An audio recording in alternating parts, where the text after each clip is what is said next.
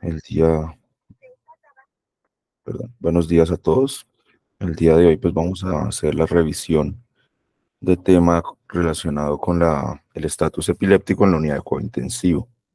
Ya pues este es un tema que digamos es una de las emergencias neurológicas más importantes que existen junto con la hipertensión endocraniana y las neuroinfecciones seguramente y pues hace parte de los cuidados de la UCI pues conocerlo y manejarlo adecuadamente.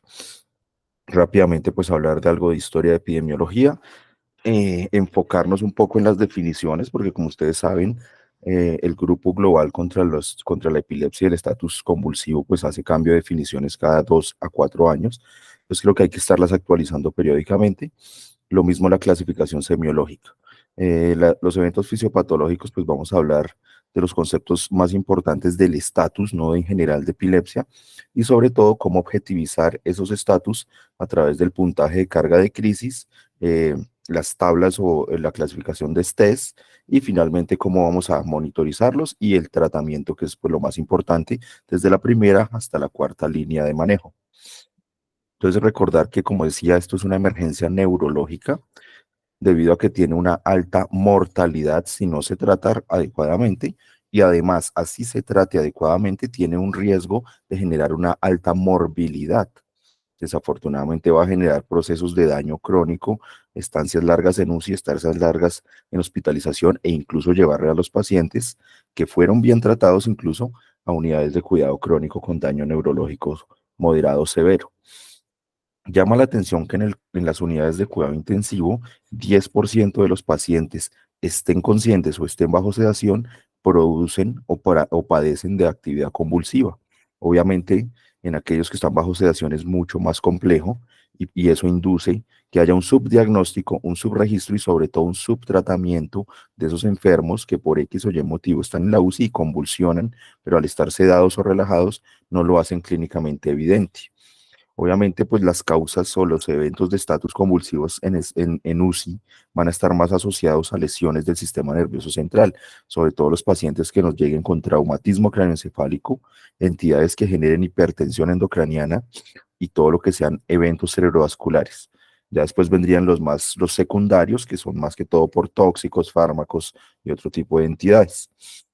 ¿Cuál es el problema? El estatus epiléptico, dependiendo en el rango en el que esté, como la subclasificación que tenemos, va a llevar a estrés neurológico, daño neurológico y que si se sostiene, va a llevar finalmente a muerte neurológica y secuelas completamente irreversibles. Y este dato es importante y es que los estatus epilépticos, el 30% van a ser completamente resistentes a la primera y segunda línea de manejo. Por lo tanto, tenemos que conocer qué hacer con la tercera y cuarta línea, sobre todo la tercera línea que es el pilar fundamental del manejo del estatus. La cuarta línea todavía, digamos, está ahí en un limbo sobre qué medicamento es mejor que el otro, qué técnica es mejor que la otra, porque la cuarta línea prácticamente que ya son terapias de emergencia. Para hablar de historia, solamente recordar al doctor Luis Florencil Calmel. Él fue un médico psiquiatra porque hay que recordar que los estatus epilépticos, hasta muy entrado el siglo XVIII, se consideraban una enfermedad psiquiátrica. Antes de eso se consideraba un problema religioso y que había sido maldecido por el Señor y demás. Pero poco a poco pues se fue aclarando. Primero era psiquiátrico, por eso este señor es el que empieza a hablar de estatus y es el primero que dice, existen momentos que cuando una crisis termina, otra empieza, una siguiendo la otra en sucesión sin interrupción y desafortunadamente el peligro es inminente y muchos de sus pacientes morían porque pues no se conocía ningún concepto ni tratamiento para la epilepsia, mucho menos para el estatus epiléptico. Ya después, a medida que fue avanzando, pues se sacó de esa rama de la psiquiatría a la epilepsia y las convulsiones y se volvió una rama propiamente de los neurólogos, ¿no? Epidemiológicamente hablando, nuevamente pues tenemos datos de Estados Unidos, Europa, no hay un adecuado registro aquí a nivel Colombia todavía. Llama la atención una cosa y es que los estatus epilépticos vienen incrementando su frecuencia de presentación desde 1979. El registro era en 1979 en Estados Unidos que se tenían 3 estatus epilépticos por cada 100.000 habitantes.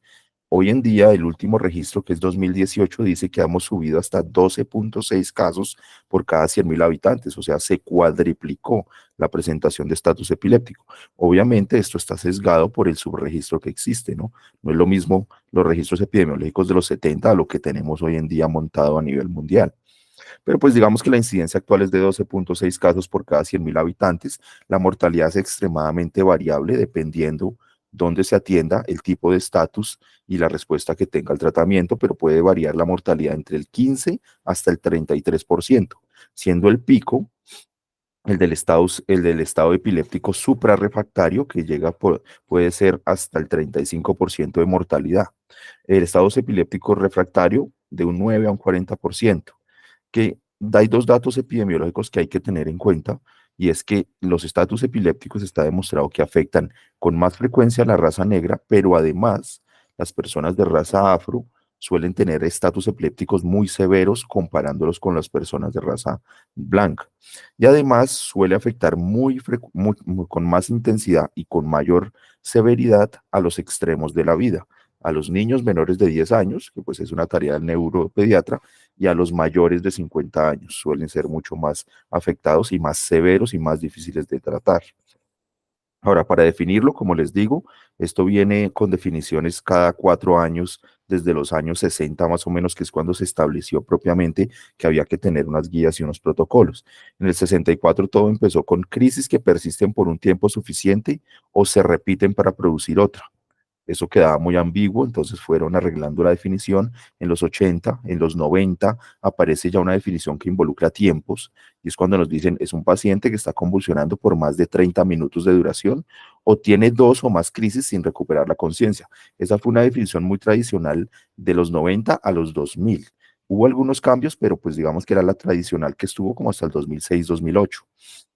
Ya en el 99, pues nos dicen no, 30 minutos es demasiado tiempo para poder decir que tiene un estatus, entonces ponemos que son crisis de más de 5 minutos, pero el error en estas definiciones era que las clasificaban exclusivamente como algo clínico. Paciente que tiene una convulsión tónico-clónica generalizada de más de 5 minutos o dos o más sin recuperar la conciencia. Entonces nos guiábamos por un aspecto clínico y como les dije al principio, hay un gran porcentaje de pacientes que convulsionan y hacen estatus no clínicamente evidente o no convulsivos como en la clasificación tradicional. Entonces, por eso desde el 2012 se ajustó y se introdujo la herramienta de la electroencefalografía continua, sobre todo en las unidades de neuro-UCI, y por eso ajustan la definición y dicen, sí, siguen siendo 5 minutos o más de actividad clínica o eléctrica continua, sin recuperar el estado de conciencia. Entonces aquí ya la definición cambia porque eh, incluyen el concepto de actividad eléctrica que no la teníamos hasta antes de los 2000. Antes todo era muy clínico, ¿no? Y entonces aquí ya empieza a aparecer una definición, esta es la definición 2016, donde dice, es una condición que resulta de una falla de los mecanismos de supresión y un inicio o un estímulo de los mecanismos anormales que van a prolongar las crisis a niveles atípicamente prolongados. En esta última definición ya no hablan de tiempos, hablan es de que la duración es atípicamente prolongada y que nos va a llevar a incremento en el riesgo de daño neurológico, morbilidad, mortalidad. Entonces ya el tiempo empieza a ser una variable que ya no juega tanto una importancia en el concepto, sino lo que importa es la severidad con la que el estatus está comenzando o se está presentando. Y entonces básicamente vamos a tener falla de los mecanismos de supresión de la crisis y un inicio o un estímulo de los mecanismos anormales que prolongan la crisis. Ese es el concepto que se maneja porque la fisiopatología todavía no está muy bien dilucidada. Lo más importante que tenemos que tener en cuenta es que en esta definición 2016 nos introducen dos términos que son el tiempo T1, el tiempo T2. El tiempo T1 es el tiempo de crisis continuas en las que yo como médico tratante debo iniciar un tratamiento para evitar que ese estatus se me vaya a prolongar a otros niveles de permanente superrefractario o refractario. El tiempo T2 es cuando yo ya he hecho algunas maniobras iniciales para detener esa actividad convulsiva, pero se ha prolongado tanto que empiezan a haber daños y consecuencias a largo plazo a nivel neuronal de ese paciente, muerte neuronal, alteración de las redes neuronales, y es mi obligación como médico inicialmente no dejar que mi paciente pase del tiempo T1 al tiempo T2, pero si ya se me pasó al tiempo T2, que como les digo, no estamos hablando de minutos, estamos hablando de gravedad.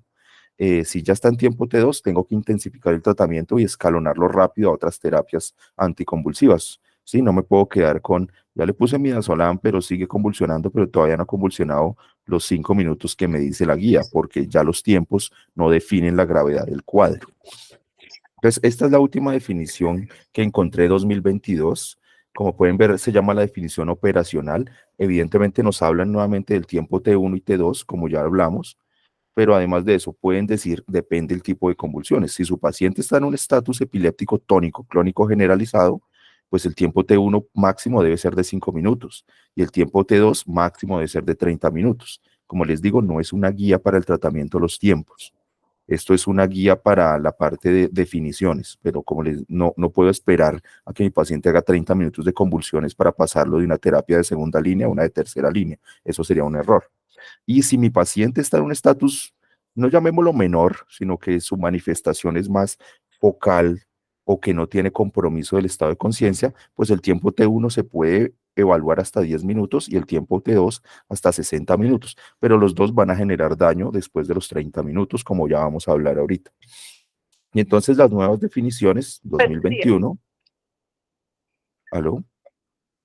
Las nuevas definiciones 2021 nos hablan entonces ya de nuevos conceptos que tenemos que tener en cuenta porque introducen una combinación clínico-electroencefalográfica. Entonces tenemos la crisis electrocardiográfica, que va a ser una crisis de descargas epileptiformes que van a promediar 2.5 hercios durante un tiempo mayor o igual a 10 segundos, pero que pueden no ser clínicamente evidentes, por eso son electrocardiográficas puramente. Ahora, ya la segunda forma es las crisis electroclínicas, donde se me va a combinar cualquier patrón de electroencefalografía, no importa lo que haga en el electroencefalograma, pero que tenga manifestaciones claras de actividad epiléptica. Claras puede ser con alteración o sin alteración del estado de conciencia y deben coincidir, obviamente, la manifestación eléctrica que estoy viendo en el electroencefalograma con la manifestación clínica. Y lo más importante es que al yo aplicar un tratamiento anticonvulsivante, las dos manifestaciones clínicas y eléctricas deben cesar inmediatamente. Eso es lo que define una crisis electroclínica hoy en día. Ya si estoy en un estado epiléptico electrográfico, van a ser estas crisis que son exclusivamente eléctricas, pero que pueden durar más de 10 minutos, o sea, tiempo T1. Y o puede ser crisis que tiene una duración total de más del 20% de 60 minutos de monitoría. Esta definición les suena un poco rara, pero el punto es que estos son pacientes que están en neuro-UCI, ¿no? Entonces están con monitorización electroencefalográfica continua. Entonces, si yo tengo un paciente que tengo monitorizado 60 minutos y más de 12 minutos, que serían el 20%, si en más de 12 minutos me hace eventos electrográficos, ya lo puedo clasificar que está en un estatus epiléptico electrográfico, no clínico. Y ya pues el estado epiléptico electroclínico pues va a ser aquel que ya tiene manifestaciones en el electroencefalograma, manifestaciones clínicas, y esas manifestaciones clínicas no se han cambiado con respecto a la clasificación de toda la vida, que puede ser convulsivo, o sea, una crisis con actividad motora tónico-clónica con afectación bilateral de hemisferios de más de 5 minutos, o no convulsivo, que sería una crisis electroclínica por más de 10 minutos o más del 20% de los 60 minutos de monitoría. Bueno, entonces, bueno, es que es un poco enredado, algunos dirían que es un poco enredado, pero si uno ve la clasificación desde este concepto, pues no cambia mucho. Lo que están introduciendo es el concepto claro de tener en cuenta el electroencefalograma para hacer diagnóstico, seguimiento y tratamiento. Entonces, ahí pueden ver, estados convulsivos siguen siendo los mismos. O estoy generalizado o estoy no generalizado, focal, no convulsivo. Si estoy generalizado, solo puedo tener tónico clónico tradicional, tónico y clónico.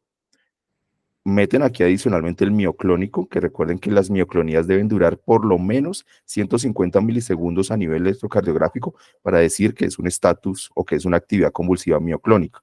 Sí, eso no es que movió el ojo, que se le movió la mejilla, que movió el pie. No tiene que tener una manifestación electrocardiográfica de más de 150 segundos. Ahora, el no convulsivo, pues ya lo meto en los dos, en la nueva clasificación. ¿Es electrográfico o es electroclínico? Si es electrográfico, no tiene manifestaciones clínicas, solamente estoy viendo algo en el electroencefalograma.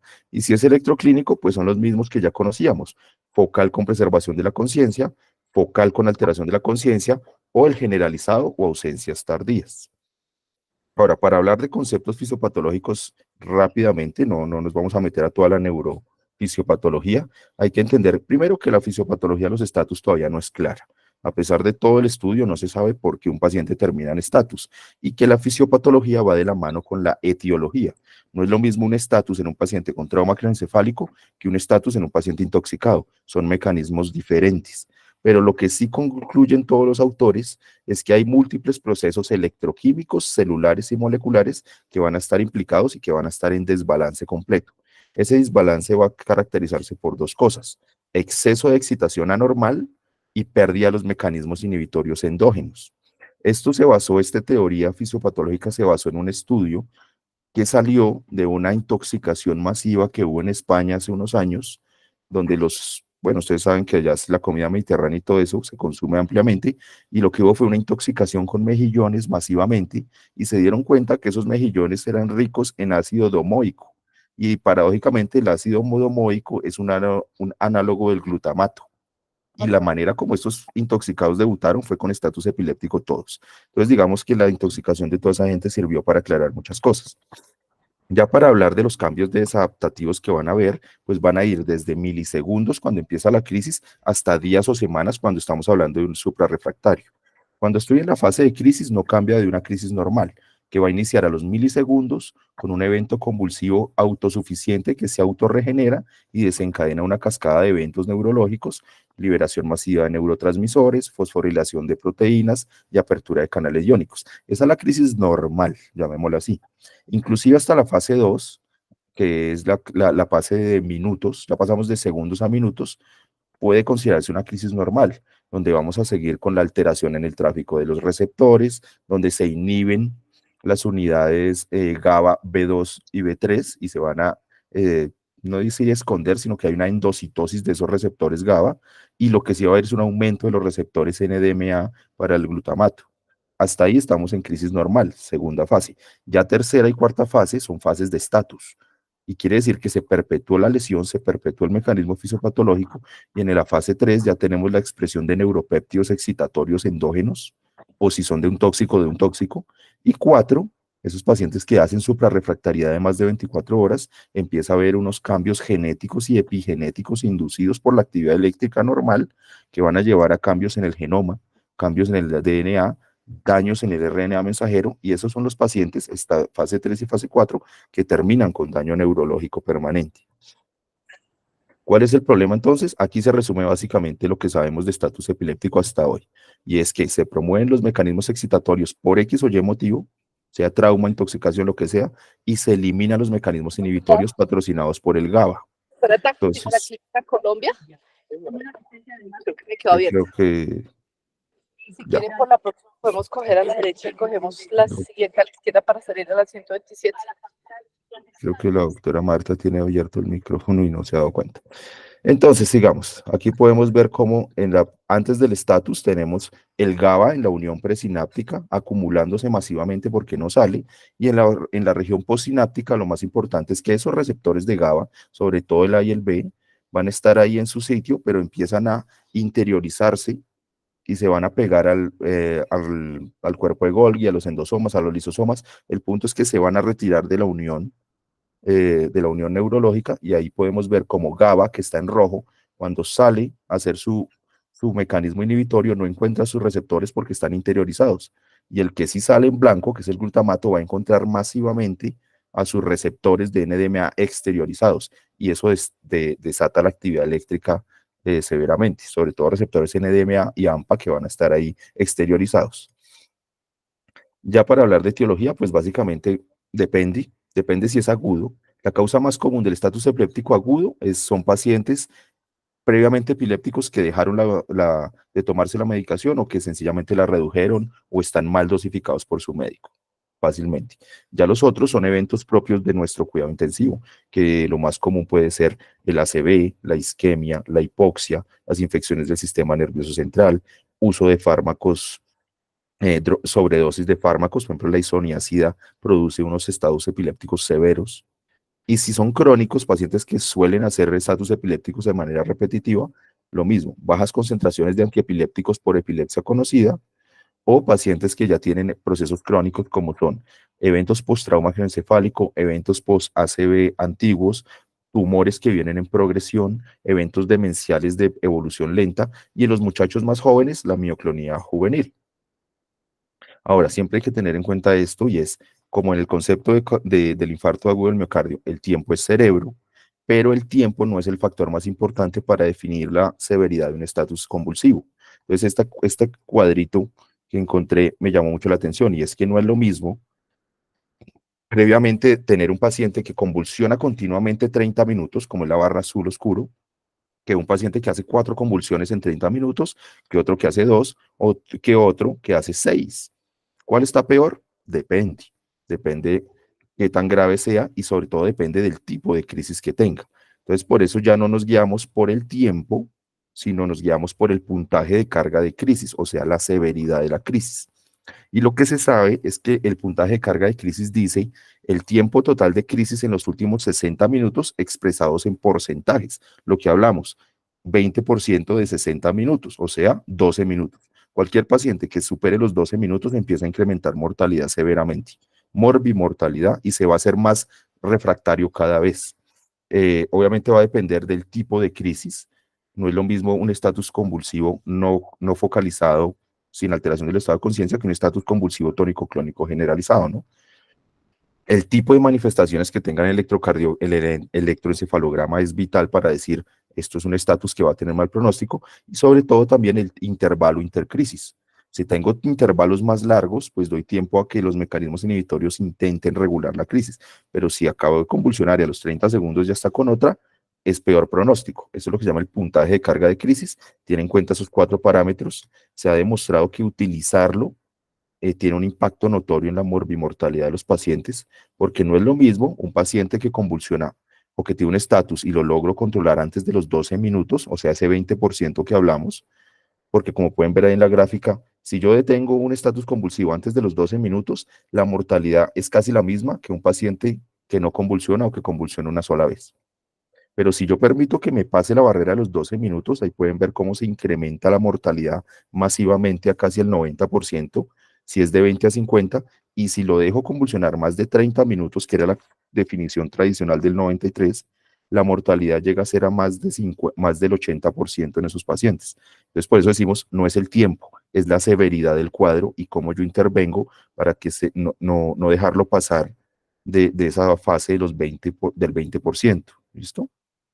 De hecho, ahí en la gráfica pueden ver que si está por encima del 50% de la hora, o sea, 30 minutos, no entiendo por qué lo definen así, sino todo es por porcentajes, se incrementa en 300% la posibilidad de un daño neurológico permanente y de muerte por estatus, ¿listo? Entonces, eso se definió ya, este es el STES, perdón. El STES es el Status Epilepticus Severity Score. Se ha revisado, salió en 2008. Es una excelente herramienta para definir cuál de mis pacientes en estatus tiene mejor y peor pronóstico. Esta fue una cohorte prospectiva de 154 pacientes en 3 centros exclusivamente de neuro-UCI americanos y donde aplicaron el STES, que es esta tablita inferior izquierda, donde pueden ver que habla precisamente de la severidad que estábamos hablando. Cómo está la conciencia del paciente, cuál fue el tipo de convulsiones, cuál es la edad del paciente, tiene o no antecedente de epilepsia. Al sumar esos puntajes, ¿qué dice el STES? Si su paciente tiene 0 o 2 puntos, va a tener una evolución favorable. Tiene apenas una posibilidad de muerte del 3, del 10%, si usted lo maneja bien. Pero si su paciente tiene más de 3 puntos, vea cómo la mortalidad se sube al 39%. Depende del manejo, pero hay un brinco entre 0 y 2 puntos pasando de 3 que ya llegan casi al 40%. Esto fue en 2008.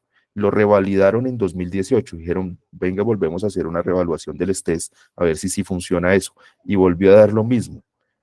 Las evaluaciones han reafirmado que el STES es un excelente marcador pronóstico para desenlaces favorables, sobre todo si mi paciente tiene más de 3 puntos.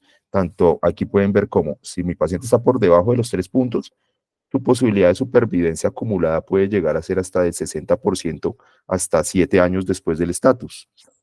Pero si debuta con más de 3 puntos en el STES, la mortalidad la supervivencia se le cae hasta por debajo del 30%. Entonces hay que utilizar el STES, punto. Ahora, para monitorizarlos, pues es obligatorio hoy en día tener una videoelectroencefalograma, ojalá continuo y largo.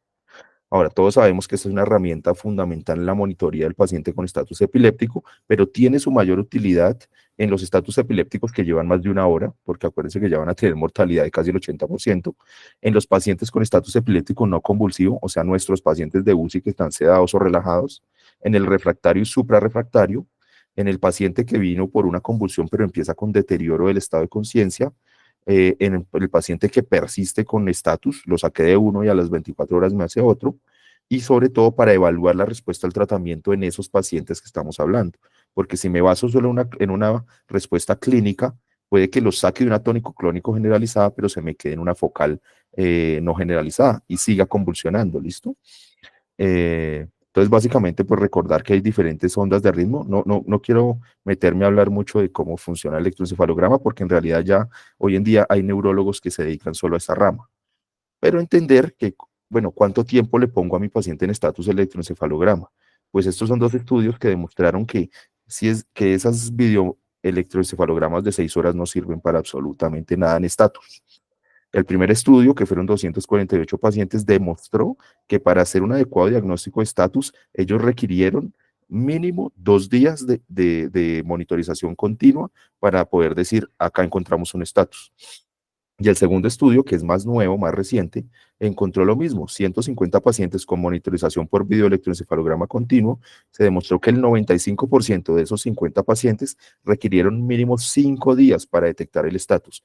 O sea que lo que concluyeron esos dos estudios es que un primer estudio de videoelectroencefalograma normal no es confiable y no me va a dar un diagnóstico o una exclusión de estatus epiléptico.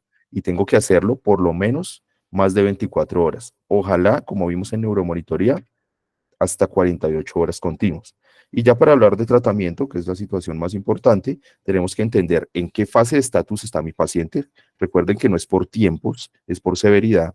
Entonces tengo que decir, está en temprano, establecido, refractario o suprarrefractario. Esos son los 4 tipos de estatus a los que me voy a enfrentar yo. Tradicionalmente en UCI no vemos el temprano ni el establecido. Eso suelen verse. Si es un temprano, es una sola crisis y usualmente lo van a ver en la casa o los médicos, los enfermeros de atención prehospitalaria. Pero si es un establecido, sí le va a llegar a los médicos de urgencia.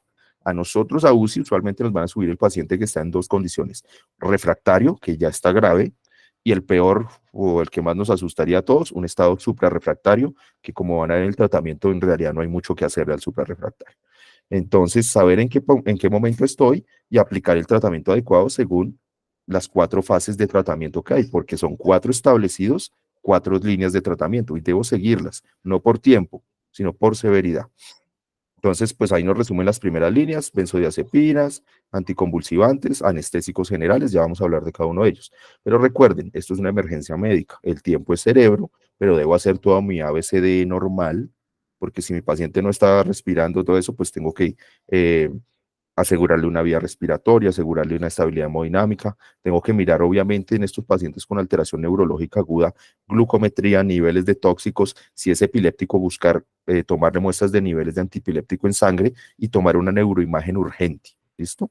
Ahora, el objetivo es cumplir las metas de tiempo 1, tiempo 2. Sobre todo, intentar evitar, eso es del médico de urgencias, que se me pase de tiempo 1 a tiempo 2, porque tiempo 2 ya tiene que ver con daño neurológico seguramente. Ahora, si logro controlar en la fase el temprano o el establecido, usualmente estos pacientes no requieren intubación ni manejo de vía aérea, porque el simplemente hecho de parar el estatus en la fase temprana o establecida disminuye los fenómenos de broncoaspiración. Ya el refractario y suprarrefractario obligatoriamente tiene que estar intubado y ventilado. Ahora, si estoy en un temprano, pues el tratamiento debe iniciarse con benzodiazepinas. Obviamente, pues la benzodiazepina con mejor evidencia a nivel mundial es el lorazepam intravenoso, 0.1 miligramos por kilo, máximo 4 miligramos por dosis, máximo 2 dosis de hasta 8 miligramos, pero en Colombia el INVIMA no tiene lorazepam intravenoso. Entonces nos quedamos con lo que tenemos, que es diazepam y midazolam. Ahora, ya hay estudios que han comparado midazolam con lorazepam. Este es el New England de 2012. Este fue un estudio de no inferioridad relacionado con midazolam versus lorazepam. 883 pacientes, una buena muestra, y lo que se demostró es que la velocidad de administración del midazolam por vía intramuscular es mucho más rápida y efectiva que el lorazepam. Entonces se puede utilizar. intramuscularmente, el único que supera el lorazepam es el midazolam. Pero si lográramos tener, lo ideal es tener lorazepam, que es pues la benzodiazepina que mejor resultados muestra en el estatus epiléptico temprano, o sea, una sola crisis, por ejemplo. Pero si mi paciente ya avanzó y ya está en estatus epiléptico establecido, quiere decir ya pasó el tiempo 1. El tiempo 1 es estatus epiléptico temprano, pero ya el establecido es que me estoy pasando de tiempo 1 a tiempo 2. En este caso, ya no puedo seguir con las benzodiazepinas. Las benzodiazepinas por guía dice son 2 dosis. Si no salió con las 2 dosis, no siga esperando, inicie tratamiento de segunda línea, que son anticonvulsivantes intravenosos. Ahora, como ya podemos ver, pues la fenitoína viene en desuso. Su mecanismo de acción era bloqueador de canales de sodio, pero se demostró que empeoraba las crisis generalizadas, generaba hipotensión, generaba arritmias, entonces por eso la vemos abajo como la última opción. De hecho, la eficacia comparándola con los otros es muy baja. Además, tenía mayores efectos secundarios. El que mejores resultados tiene como anticonvulsivante de segunda línea y su gran efectividad es el ácido valproico, además que tiene muy bajo costo, es barato y tiene buena accesibilidad. En todo lado hoy en día hay ácido valproico. El fenobarbital funciona, tiene una buena eficacia comparándolo con el valproico, pero hay que mirar porque le puede generar alteraciones del estado de conciencia secundarias a los pacientes. Y el levotiracetam viene también en incremento, tiene muy buena accesibilidad, o sea, viene como entrando masivamente a los centros neurológicos y también se viene usando, pero su eficacia está un poco por debajo del valproico y el fenobarbital. Sin embargo, hay que tener en cuenta que ninguna guía ha demostrado que el tratamiento vaya escalonado, primero valproico, después este, no. Que estos datos nos dirían que es ideal empezar con valproico y fenobarbital, sí, pero si tengo levetiracetam, póngale levetiracetam. Lo ideal es que la última opción sea fenitoína. Y este estudio también mostró lo mismo, levetiracetam, fosfofenitoína y valproato. ¿Qué demostró? 384 pacientes, no encontró diferencias entre los 3 medicamentos en cuanto a seguridad y cesación en el estatus epiléptico. Los 3 tenían los mismos números, 47, 45 y 46. ¿Listo? Entonces, por eso no les mando como una escalerita de primero este, segundo este, no. En segunda línea, uno escoge anticonvulsivos intravenosos, pero pues lo que tenga. Idealmente no empezar con fenitoína. Ahora, si ya estoy en un persistente es porque no me respondió a las benzodiazepinas. Y eso tiene que ver por la fisiopatología que hablamos, porque acuérdense que el GABA no va a tener receptores para trabajar. Entonces, ponerle benzodiazepinas y seguir con benzodiazepinas en un persistente no tiene sentido. Ahora, no hay evidencia estadísticamente significativa que indique que hay un anticonvulsivo que esté por encima del otro. Puede usarlos cualquiera, valproico, fenobarbital, levetiracetam, lacosamida. Todos tienen la capacidad de tener entre 50 a 75% de los estatus epilépticos persistentes si se utilizan a las dosis adecuadas. La fenitoína sigue muy interrogada ahí ya. Y aquí hay muchos estudios que han demostrado fenobarbital es igual de efectivo a la fenitoína. Valproato es más efectivo que fenitoína. Todo lo comparan con fenitoína porque desafortunadamente durante muchos años el anticonvulsivo intravenoso de elección siempre se tuvo fue fenitoína, pero pues ya hoy en día no. Entonces, si tengo un persistente, ácido valproico sería la primera opción. En teoría sí, porque tiene eficacia hasta el 78%. Pero tengo dosis de 20 a 40 miligramos por kilo, máximo 3 gramos, y una velocidad máxima de infusión de 6 miligramos por kilo. Con el ácido valproico hay que tener cuidado en disfunción hepática y pacientes con porfiria y nos puede inducir disfunción plaquetaria. El levetiracetam viene por viales de 500 miligramos, la dosis es de 40 a 60 miligramos por kilo, máximo 4.5 gramos y una infusión igual, 6 miligramos por kilogramo minuto. Importante con el levetiracetam, que lo hace un poquito superior en cuanto a seguridad, es que no genera eventos cardiovasculares. Puede generar algunos estados de agitación y psicosis, pero eso se maneja. Pero si el paciente tiene enfermedad renal crónica o está en injuria renal aguda, hay que hacer ajuste de dosis. La lacosamida es un excelente anticonvulsivo, pero tiene un problema. Bueno, ahí vemos las dosis, 5 miligramos por kilo, máximo 600 miligramos, y la velocidad de infusión sería de 50 miligramos por minuto. El problema de la lacosamida es que su perfil de seguridad cardiovascular es más bien malo, porque puede generar eventos cardiovasculares y sobre todo bloqueos. Uno, pues está contraindicada en pacientes con bloqueos auriculoventriculares o prolongación de QT, porque ella misma induce esos eventos. Entonces hay que tener un electro, ojalá del paciente al que le voy a poner lacosamida, ¿listo? Ahora, si ya me paso a un refractario, y el refractario es aquel estatus epiléptico que no me respondió ni a benzodiazepinas, ni a cargas e infusión de anticonvulsivantes que acabamos de hablar, pues tengo que empezar a utilizar tercera línea. Aquí podemos ver cómo cambió el concepto. Antes teníamos a la fenitoína y fosfofenitoína como tercera línea, y ahí ya introdujeron pues todo lo que es ácido valproico, fenobarbital, levetiracetam. Esa segunda, ¿no? Tercera línea, aquí la pueden ver, ya entraríamos con sedantes de alta potencia, eh, infusiones de midazolam, pero tiene que ser infusión de midazolam sumado a infusión de anticonvulsivo, preferiblemente alguno de la segunda línea. Y tercero, tengo que agregar sedación profunda con tiopental, fenobarbital o propofol. Ya no hay más opciones cuando mi paciente ya está refractario. Aquí podemos ver cómo si la mejor evidencia del control y los menores efectos secundarios se da con la combinación de infusión de midazolam e infusión de propofol. Digamos que fueron los que mejor les fue controlando el estatus epiléptico refractario y los que disminuyeron mortalidad. Se sabe que el midazolam y propofol, esa combinación detiene los estatus epilépticos más rápido que el tiopental fenobarbital. Entonces, si tengo esa opción, debo utilizarlo. Tiopental, un bolo de 1 a 2 miligramos. Se puede utilizar ketamina. Recuerden que estamos hablando de sedación profunda, 0.5 a 4 miligramos por kilo. ¿Cuál es el problema de la ketamina? Tener en cuenta la presión intracraniana, porque si la causa del estatus es un trauma craneoencefálico, no le puedo poner ketamina, evidentemente. Y también produce arritmias.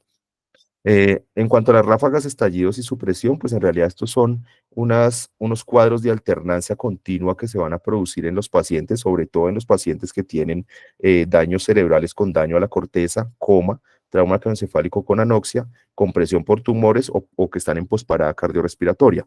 Pero estos ráfagas, estallidos, supresión se consideran también estatus epilépticos y cuando los veamos en un electroencefalograma tengo que tratarlos como un estatus, sobre todo con tercera y cuarta línea. Algunos neurólogos consideran que estas ráfagas, estallidos y supresión son eventos en los que el paciente, son situaciones en las que el cerebro está en la última frontera de funcionalidad, lo que llamaban algunos la última frontera de un cerebro vivo. Y ahí pueden ver que van a ser primero unas ondas lentas y amplias de tipo delta, después va a ser unos periodos cortos de supresión y después va a ser una línea isoeléctrica. Cuando se ve eso en un electroencefalograma, primero tiene un pronóstico pésimo, porque ya vimos las causas, casi todos son eventos catastróficos cerebrales, y segundo, es casi que la fase previa a una muerte cerebral, pero es convulsiones y hay que tratarlas. Y este ya sería la cuarta línea para un estatus suprarrefractario. Estos pacientes usualmente no salen bien, ya se les ha puesto las tres líneas, se les han puesto inclusive anestesia intravenosa o anestesia inhalada y continúan con actividad eléctrica convulsiva, entonces ya sabemos que son pacientes que tienen una mortalidad muy alta. Ahí se ha probado muchas técnicas para parar un paciente que ya está en un estado suprarrefractario. Suprarrefractario, pues como todos sabemos, son más de 24 horas de estatus epiléptico. Primero, el daño neurológico seguro es del 100%, eso ya se sabe.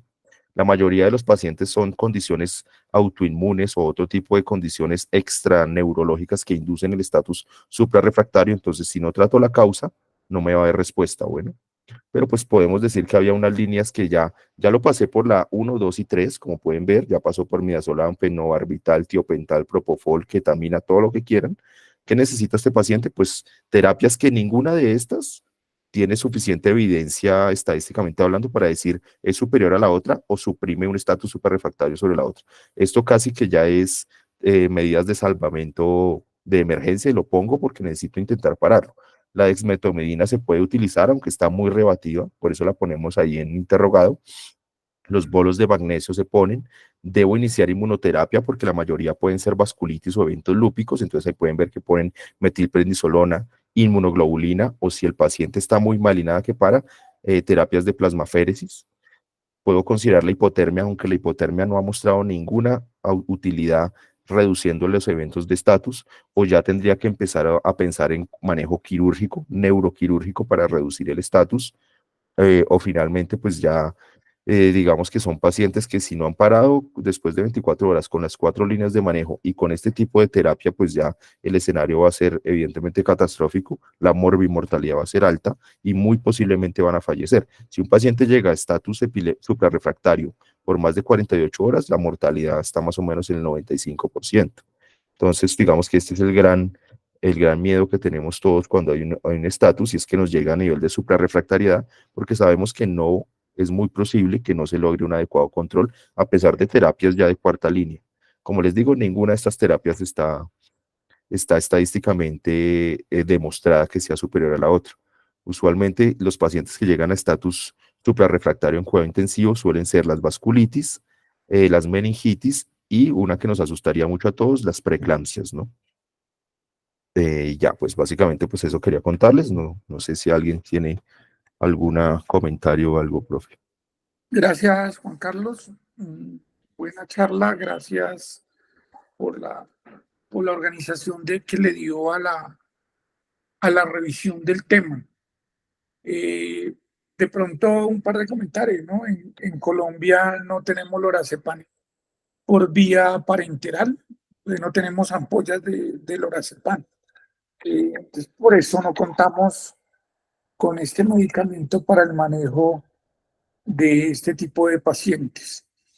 Lo otro, pues la dexmedetomidina no tiene mecanismo de acción que nos permita ni siquiera suponer que es un medicamento que tiene indicación para el manejo en estatus epiléptico. Generalmente terminamos con barbitúricos. El que nos queda en el mercado y la consecución es el pentotal. Sin embargo, pues a medida que pasa el tiempo, cada vez nos convencemos más de que no es el medicamento de elección, básicamente por sus efectos secundarios. No sé si tengan algún otro comentario o abro los micrófonos para quien quiera hacer alguna precisión o alguna pregunta.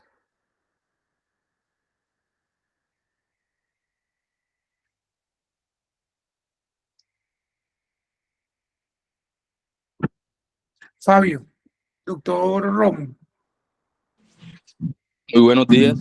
Primero que todo, gracias a Juan Carlos por la presentación. Yo creo que es una presentación muy completa, de manera resumida, un tema que verdaderamente es amplio, a veces es difícil de abordar.